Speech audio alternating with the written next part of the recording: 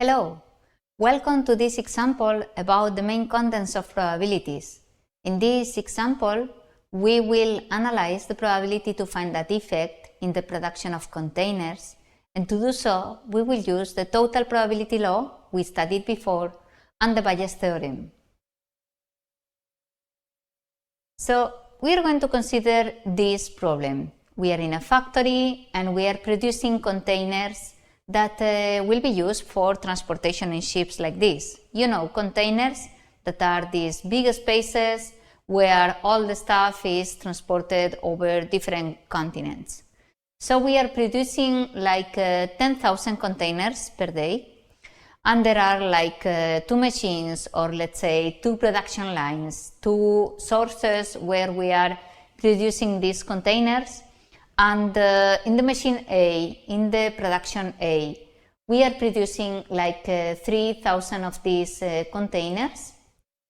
And also, we know that 1% of them will be defective.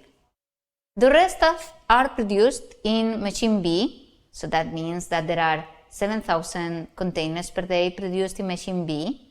You need to be able to find this type of data. And we know that 98% are of good quality, so 98% are okay. Be careful with how the information is provided, because before, as I mark in yellow, 1% were defective from machine A, so that means they were defective, they have some kind of error. And if we say that 98% have good level of quality, means that 2% of them were defective. So first of all, we need to define the events in this problem.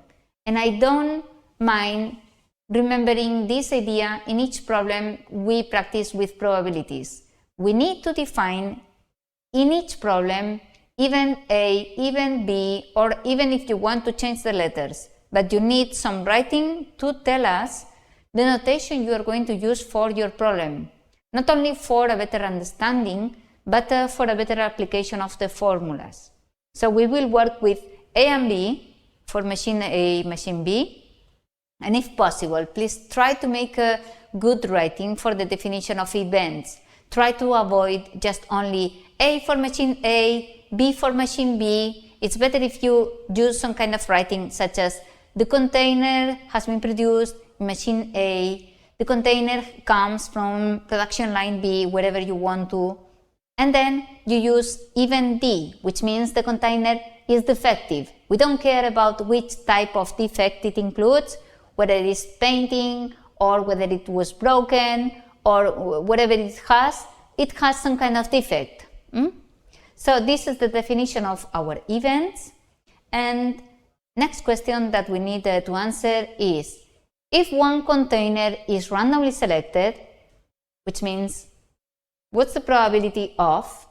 You know that in this unit we are talking about random probabilities, so there isn't any bias, there isn't any way to affect the sources of uncertainty. So the first part of the sentence does not tell us any useful information yet.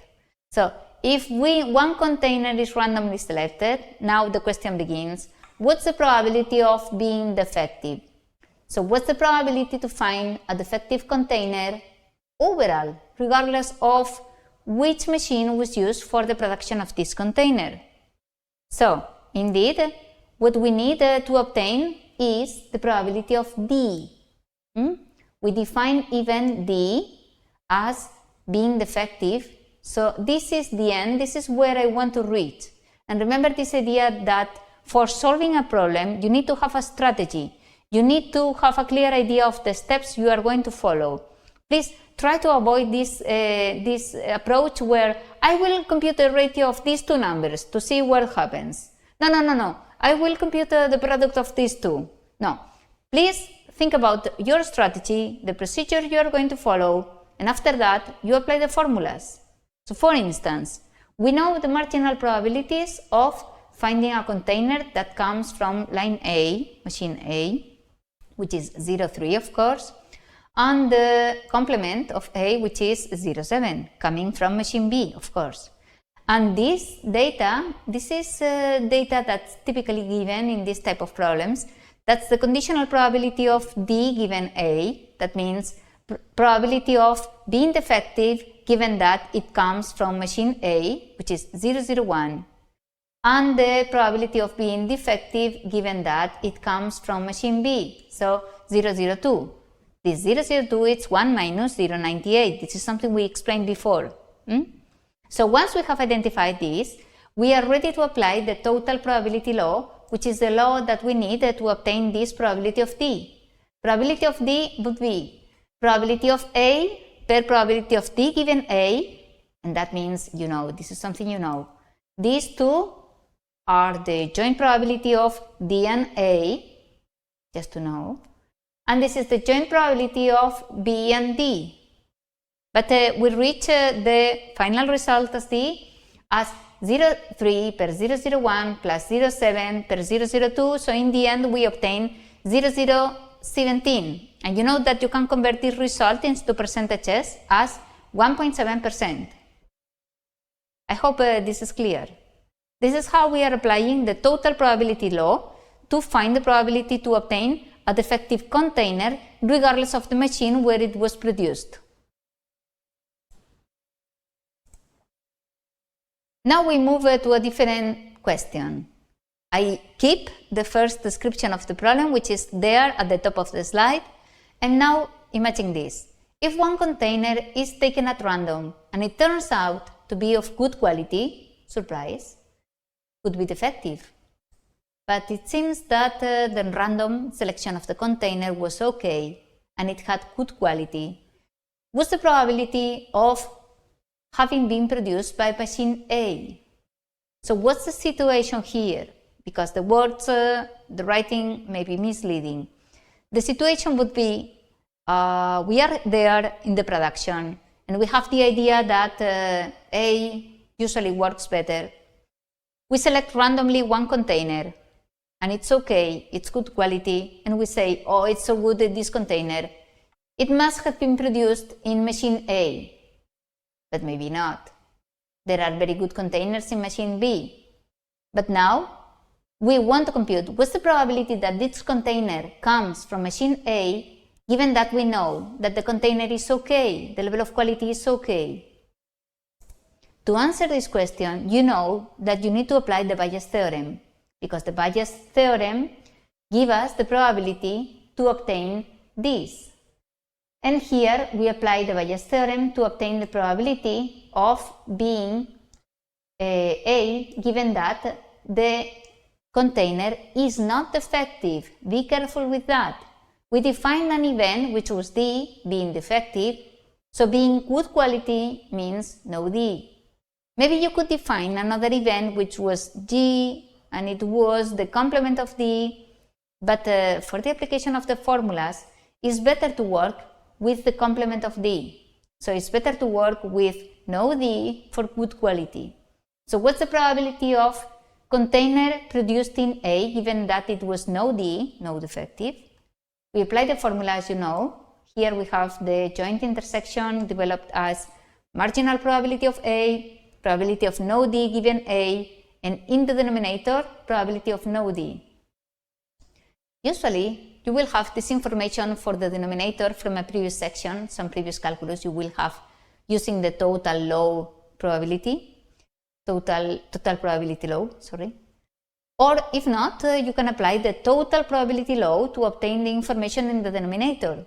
So for instance here, we had from section D, probability of D, which was 0, 0, 17. So probability of no D will be 1 minus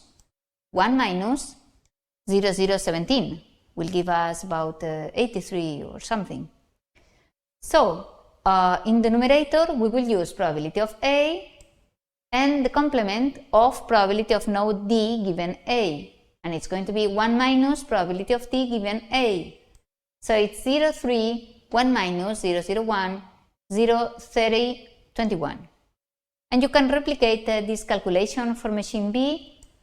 I kindly suggest you that you review this calculus to see whether you understand each of the effects, and we can obtain a different result.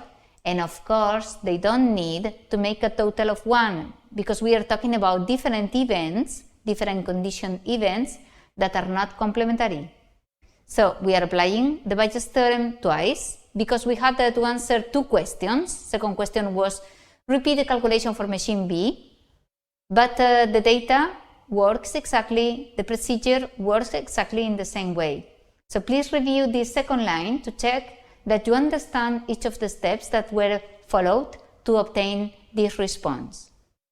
So this is how we apply the Bayes' theorem, remember this, to obtain some reverse calculation, and the position of the events that were conditioning one another has been changed.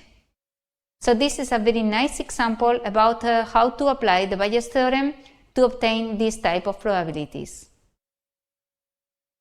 Thank you for your attention. Please remember to practice with the problems.